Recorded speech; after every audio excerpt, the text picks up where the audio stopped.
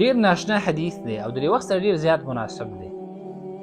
دا حدیث واوره. نبی کریم صلی الله علیه وسلم فرمایي ومن كانت الدنيا همه، د چا چې د ټولو نه لوی مقصد هغه دنیا وګرځي چې دنیا څنګه حاصله کړم او ټول فکر او سوچ یې په همدې کې، جعل الله فقره بین عینی، الله سبحانه وتعالی دا فقر او غربت مخې ته وګرځي. اگر که دا انسان ډیر مالدار ولی نه، میلیونر بیلیونر ولی نه، خو همیشه به دا د دین یریږي چې د سینه تاوان ونه کما، دا کبنی می تاوان ونه کی، فقیر غریب نشمه، کنګال نشمه، د دینه به دا انسان یریږي. دا خو اولنۍ سزا شو.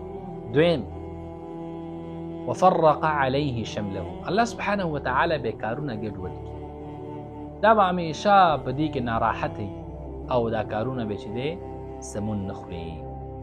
او درېمه خبره چې ټول نه مهمه ده، ولم یأته من الدنیا الا ما قدر له، او د دنیا نه به دې ته ډېر څه نه راځي مګر هغه څه قدر له چې دته لیکلی شوي، دته په تقدیر کې چې کم مال لیکلی شوی، کومه دنیا دې ته لیکلی شوي، حقه دنیا به درته راځي، د هغې نه ماسوا به دې ته هیڅ شی هم نه راځي او دا انسان به همیشه ستومانه یو ستړی به په دنیا پسې، ځکه د خپل ټول مقصد چې دی هغه دنیا ګرځولې ده.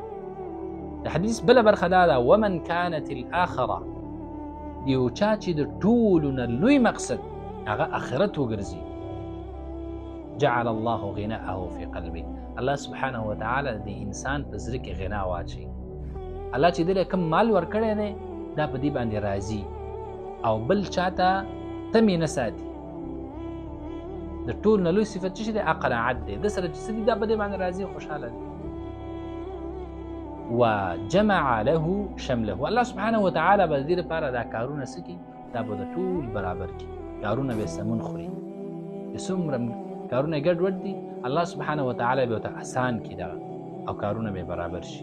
دریم واتته الدنيا وهي غارمه، د انسان ته په دنیا په داسې حالت کې راځي چې هغه به ذلیل وي، دا انسان به پسې ور ذلیل نه وي بلکې دا دنیا به د ذلت په حالت کې راځي، ځکه چې د ټول نه لوی مقصد هغه خپل آخرت ګرځولی.